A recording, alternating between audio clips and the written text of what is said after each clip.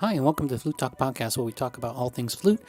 If you're looking for more tips or lessons from Amelie, please check out musigy.com for all the sheet music, transcriptions, albums, books, and flute lesson packages. That's musigy.com, MUSOGY.com. Also, if you're looking for posters, fingering charts, or merch, you can head over at our merch store at store.theflutechannel.com for all your flute needs. If you want to help us on a monthly basis, you can also consider joining us over at Patreon for as little as $2 a month. This helps us make more great content for you. Check the description for more info. Finally, if you're looking into buying a flute, please consider using the Flute Center of New York and use our code TFC for a 10-day trial in trying 3 flutes. Check the description for all the details. Now on with the show. Hi everybody, and welcome to the Flute Talk Podcast. I am Nick. And I'm Amelie. How's it going, Amelie? It's going well. That's good. So today we're going to talk about why summer music festivals are good for everybody. And I know you have something to talk about at the beginning of the show, so I'll leave it to you. Yeah, and then we'll answer some questions. Of course. Yeah, so I know you have, and I know I have done a lot of those music festivals in the summer, and I learned so much from them for different reasons.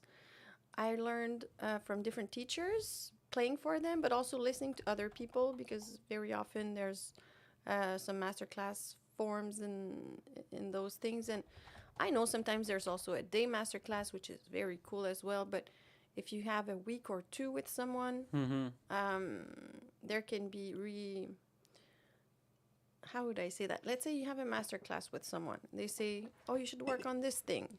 And then they never listen to you again to give you retroaction and say, oh, yo, it's getting better. Or, oh, let's try it this way instead. So you have a little bit. And the other thing is that it's very intensive. And so it's like you're in a bath of music. Sure. Non-stop for a duration of time. Yeah. And so you learn. Personally, sometimes I felt like I learned as much in 2 weeks than I would learn in my whole year. Yeah. Of practicing every or day. Several years in my case, or in other people's cases too as well. For most people, I don't know if you just did right now. How would you classify a masterclass? Because we now have a different sort of definition of a masterclass because of the show masterclass online and stuff like that, and all those types of things like that. How would you define that for us, or for musicians who have never heard of this word, or Yeah. Well, a masterclass, the way we intend it, the way we mean is it's how would I say that, an activity where you have many flutists who come and a couple of them play for a teacher. Any instrumentalist, really. It's not just flutist, but yeah, I see what you mean. Yeah. Yeah, so you have different, let's say a piano masterclass, you have people that come in the hall. It can be also not pianists, just people who want to hear that teacher, hear what this person has to say, and then about people works, play their works, and the teacher is trying to give the best advice, Yeah. And in general, they try to give specific advice to the person in front of them, and also some type of general advice for the public, so that everyone can benefit from the activity. Yes, that's sort of what the modern version of master classes that we see online and stuff like that, like you just said, that show that they do is really just a one-way street. That's the big difference. When you're actually in a real master class in person, you really get that really get that whole there's thing. There's a relationship in a master class. Yes. In the series master class, they took the word because it sounds good. Right. And but it's a one-way street. It's not. Yeah. So that's the difference. Okay, I see. Yeah. But then in summer festivals, sometimes you have masterclass and private lessons. It depends. They're all a bit different. Sometimes you play in concerts, sometimes you don't. Sometimes you get to listen to a lot of music as well. Sometimes also it's the setting that makes you dream a little bit, and it's so appropriate for doing music and learning. So So in your case, you can talk about that right now, but it's all of those cases. In fact, it's a beautiful setting. There'll be classes. There's music festival concerts that you can sit around and watch. It's a whole immersion. When you say in my case, you mean in the case of the Flute Festival, music festival I'll participate in this summer. Yes, that's correct. Yeah, so this coming summer 2023, I will be part of the faculty of music festival in Germany. And in that music festival, there's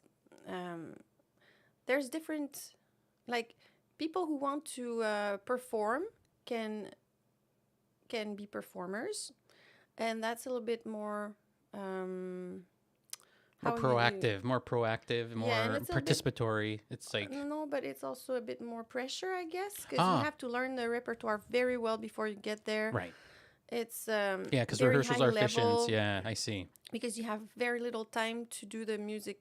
It's chamber music with other instrumentalists that you've never seen before, so it's a different vibe, and that's one part. That's one part. Second part is you participate as a learner, and you have more private lessons, but you don't play chamber music. Yeah. But you still get to listen to all the chamber music concerts. And rehearsals. Yeah, you can. Yeah, you can go into any of those things there and just music all the time. Yeah, you're basically like an auditor almost, but you have more lessons and stuff. The city's beautiful. Yeah, the city's gorgeous. An amazing setting, and like there's lessons and group lessons, which are more a bit like a master class. But then the group lesson, you see how you want to organize it. Right. You can make it into a master class, or you can make it into a technical work for the group of students, or you can. That's to be determined with the people who come. Yeah, but I'm super excited about doing that. Yeah. I hope to meet students there and have fun with them and practice and get better at the flute and make music together. Yeah, and just to reiterate, it's the Saarburg Festival. You might have just saw the intro. We had a little picture there and a little bit of information about the festival. It's a very beautiful place, Saarburg. It's real near Luxembourg and France, and it's sort of, I guess it's classified as like the little Venice of Germany. So there's little canals and little rivers and stuff going through the town, and it's absolutely gorgeous. And the town is very musical oriented. The facilities are great. Yeah, like those are great points that you made about how those types of festivals are. Some are all those things. Some of those festivals are just one or two of those things, yeah, it's super interesting. And what I like about that festival is, like, let's say you're a college student who's into performing and all that. You can do the performing and do the chamber music. Yeah. But let's say you're an adult. Yeah, exactly. Who plays for fun, and you're like, oh, that could be a cool 2 weeks. Yeah. You can also be a performing non-participant, which means you have lessons, but you don't do the whole chamber music stuff. No, you pay more attention to your own art, to your own craft, to your own goals that you want to have. That's a cool thing, I think. And you still get as much out of it, but in a different way, you know? Exactly. So that's fun. Yeah. And I think it's going to be amazing. And yeah, it's true. Bill here makes a good point. If you're here in the chat, leave a question about summer master classes or anything about those types of things, or just a general flute question. We can answer a couple just at the end of the show. But Bill says here, I used to learn an incredible amount during rehearsals. Absolutely. That's one of the best points. We're going to leave a little bit of a Instagram post about all these things we talk about today and a couple more things. But that's a very excellent point, Bill. Like rehearsals and also just being an auditor in a master class. Say you're not even playing. This won't be the case for our festival because everyone gets the chance to play with you when you're there and you're teaching. You have your own way. But when you go to a master class or sit in on a rehearsal, like you can learn so much by just looking and analyzing and learning about sound, learning about rhythm, learning about musicality, learning about education. It's so beneficial, and it's almost like taking. Like I think you mentioned it before earlier on in the show, that it's like a super condensed amount of time that you wouldn't necessarily get if you were in school or taking lessons weekly or however you do it over a year, you know, for instance, because you just get so much information, so much absorption, or I guess it's a bit like concentrated. If you take an hour a week of something, or a language, let's say, or if you go and you do immersion, it's a bit like music immersion. As you know, some people learn languages with immersion because you're in it 24/7, so it kind of gets in more. I think it could be compared. Exactly. You know? And what's interesting about like this festival in particular is like it's almost like sort of like what we did in the summer of 2022. We went to a retreat, an artistic retreat for all artists, and it's like, you know, almost it's basically semi, or what would they call it, mid board. I don't remember exactly the word, but like it's all inclusive. So you get your hotel room, you get breakfast or lunch and dinner, or one of those combinations of those two. You get like half board, I think it's what it's called. And then you get to have the time and liberty in the evenings to kind of wind down or go and practice more. Excuse me. And enjoy the town, you know, enjoy the villages. It's all about balance with music and with any art form, you know. Like that's what I noticed with artists and painters at the festival or at the retreat we went to. People, you know, work hard, then they wind down, and I think that's all part of getting your art form better, you know. The brain needs to calm down, realize things and stuff like that. Yeah, and you get to have discussions about art and music And life, meet people who like the same stuff as you do. And Netflix shows that we all watched. yeah, we're all just yeah, we all have a normal life. Yeah, we all have normal lives, you know. So but like yeah, it's cool because you don't have to worry too much about the day-to-day stuff. Exactly. So you have also more space in your mind for just doing music. That's a very listening to music and being with other people around who are also participating. So I think it's going to be a very cool experience for the people who can come and experience it with us. Yeah. And that's another good point as well. You just mentioned, like, you know, it's interesting. You know, a lot of people I know, you know, when can I have time to just work on my art form, and, you know, in a condensed amount of time, and like how people think in their mind, oh, I don't know if I can do that. I don't know if I can afford the time. I don't want to go away from home. And what if something happens? You know, people have those types of thoughts of, you know, you don't want to be too separated from your home, but, you know, any time is a good time if you can make it happen. You know, if this is the time to do it, go, enjoy. And it's only an investment on yourself. You know what I mean? Like, consider it that. It's really something with any art form, when you can have a devoted amount of time towards it. It's very, very beneficial. Yeah. And we rarely regret experiences. You know? Oh, absolutely. We mostly regret what we didn't do. Jinx, like, exactly. Oh, I should have done that. You know, why didn't I say yes to that thing? Or exactly. More than the opposite. It's very rare. And like, I believe in like same with, we're gonna go in Boston next week, and that's gonna be a cool experience too. Absolutely. Yeah, I'm gonna give a master class at Berklee College of Music in Boston, and play with their flute choir at the Berklee Flute Society. And so. Yeah, it's gonna be a lot of fun. It's gonna be a lot of fun, and if people are around, they can come and you can come and see. Contact the Berklee Flute Society, and they can arrange how to get to the masterclass on Thursday. I don't remember the time, but it's this Thursday. So March 2nd. You got it.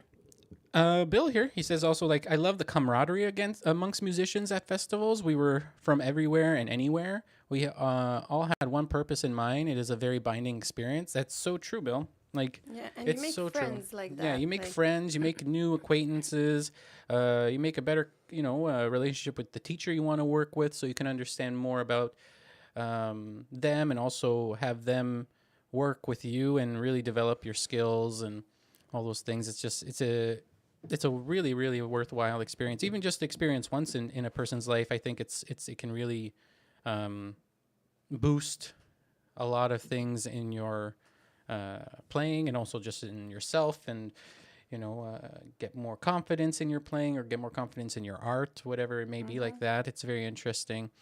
But yeah, I remember, like, you can, what's fun is that you're open and free in those types of festivals that offer that non-participant or auditor type of thing, I always tend to go in those directions because I don't like being too much pressured in those types of performances and stuff like that not necessarily I would like to do, but it's really, really a cool thing that festivals like this are starting to do that, or have been doing it for quite a while. In fact, this auditory but the thing thing. is, sometimes you're only listening in, and that can be a Right. bit long. In that case, you're not only listening in, you're really playing, Yeah. it's just you're not doing the chamber music. That's what I but meant, You're still yeah. playing in lessons. You're Yes, still, lessons. Yeah, I mean the ensemble stuff. because some festivals have a only auditory. That's right. It's okay too, but like it might get long after a few days. Right. Like at one point, you want to also take out your flute and participate a little bit. But in this case, like like for you, like what could you maybe elaborate what you think would be an average day with a non-participant when they're with you? Could you kind of talk a little bit about that for yourself? Well, I know that in the 12-day, they're supposed to have 6 private lessons if they're non-participant. Right. No, whatever. That's correct. Non-participants, but they're Active still performer, non-participant. exactly. So 6 lessons, and I think it's 2 group classes as Yeah. well.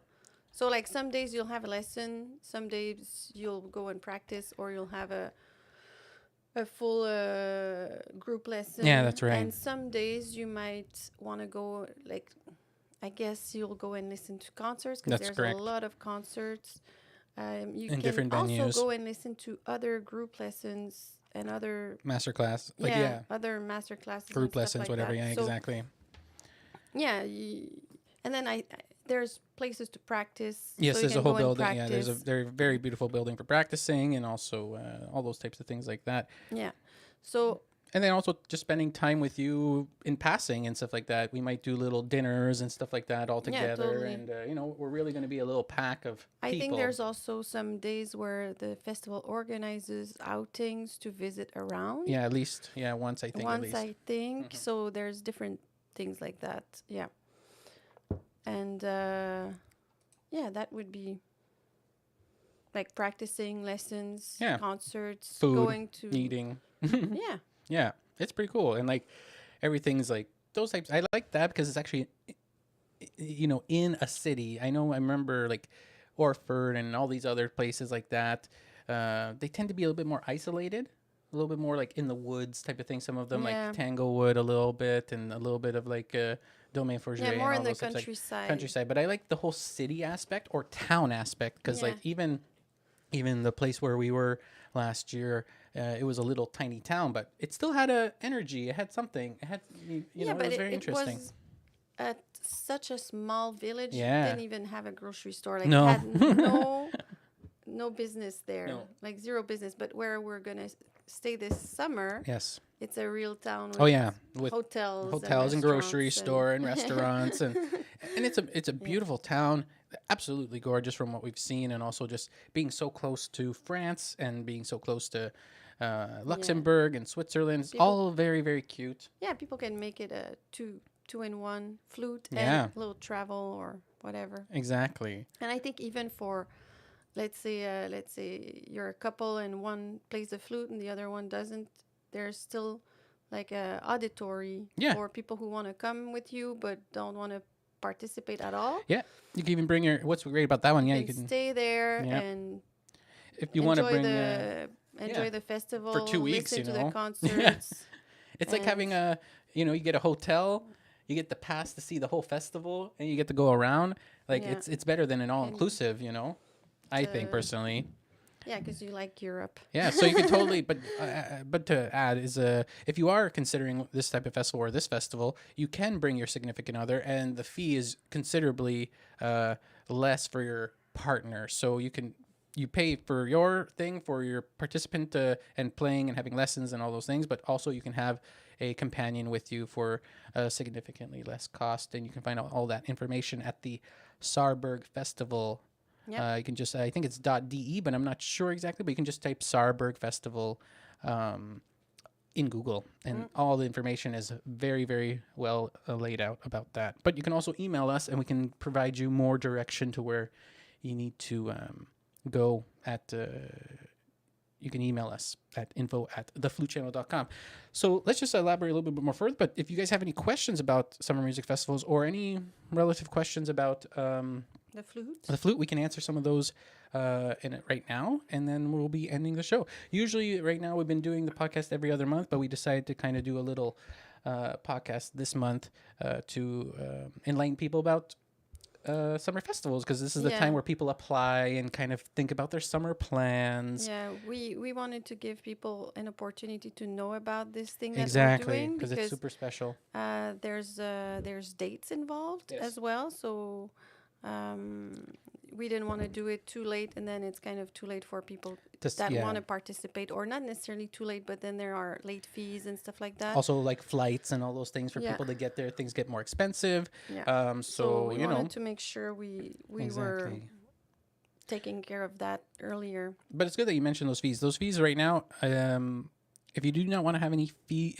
late fees or late inscription fees, March 15th is the cutoff date. But there are, like, you can say you're still thinking about it and all those things after that date. You can still apply to this festival with Amelie, but there will be slight registration fees. It's not that it's much. It's not that much at all. But so we thought it's better to tell people earlier than later. Yeah, because we had just found out that recently about you getting there, so we're just trying to educate everybody about that. So, did anyone have any flute question? I don't know. I see a lot of just people like saying like hello and stuff, which is great. Marcello. A lot of people from Brazil. We always get a lot of people from Brazil. Maybe we should go to Brazil. I think if you're a flutist, I'll learn Portuguese. Yeah, but learn Portuguese, and if you're a multilingualist, you're already studying German again. You know Spanish. You know all those languages. It's pretty great. Well, English, French, Spanish. I speak like a toddler, a couple of them. That's okay. A very, very young toddler. A little bit of Italian. Managed to get through Italy with that, which is good. Yeah, like I don't speak Italian, but if I have to, it kind of, because I studied, but I'm very bad at it. But just when I need it, my brain comes back. Yeah, it starts putting everything in line. Yeah, it's very funny. If it's not a question, if it's not an emergency, my brain doesn't give me that access. It has to be an emergency. Yeah, exactly. But yeah, like Marcello, sorry if I'm mispronouncing these names. He's saying it's a pleasure to be here and hear your opinions. I'm a great admirer of your work. Greeting from Brazil in Labao. I don't know what province or town that is, but that must sound... all those names always sound super nice. Like when you hear exotic names of places, you're like, oh, that must be like the most gorgeous place in the world. Labao. Yeah. I'm pronouncing that wrong. Also, Ronaldo says, bom dia, must be hello or good day. Yeah. And he's from Brazil as well. And he says, hello as well, which is great. And Adriano also says good morning and thank you for your invaluable work and classes through YouTube. That's great. Thanks so much. Everybody's so wonderful and nice around here. Ryan just said he failed his French exam. It's okay. People, when they do their language tests, it's exam shouldn't dictate your understanding too much. If you understand... Yeah. You shouldn't give up, That's for sure. It's not just an exam that's gonna, like when I studied German, I was pretty okay in the exams, but I realized I don't know much. Right. Because life is not an exam, so yeah. No, of course not. So yeah, well, we don't have any other questions really, but we just wanted to kind of make this nice and short and talk about that. If you just jumped in, please go back to the beginning of the show and listen in on all we talk about, on everything we talk about summer music festivals. And check out our Instagram posts and stuff like that, and follow us on all the social medias.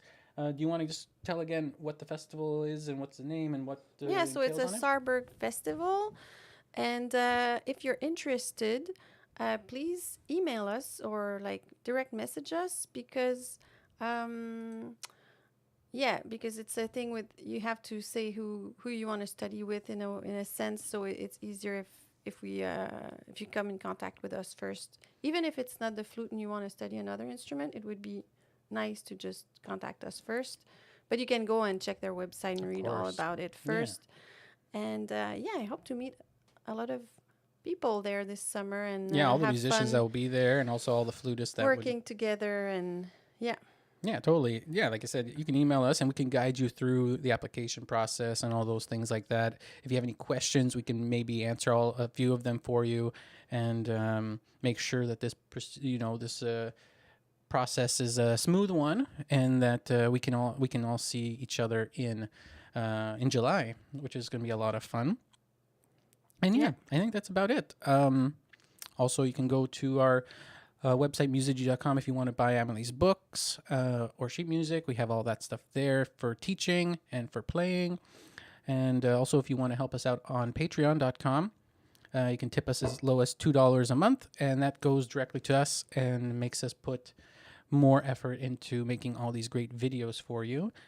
And I think that could be it. I think that's everything. Yeah. So thanks everybody so much. If you guys have any questions or comments for the next Flute Talk podcast, we're going to be doing that one next month, and then we'll go back to our regular rotation of the show every other month. Leave them down below here, and we'll take a look at those. And we'll have some new videos coming out soon as well. We're going to have a new piccolo review video coming out soon. That's very exciting. And we will also have some other music videos and tutorials in April and in March. So yeah, thanks everybody so much. We'll talk to you guys later. Yeah. See you soon. Yeah, hopefully we'll see some of you soon. It's true. Bye.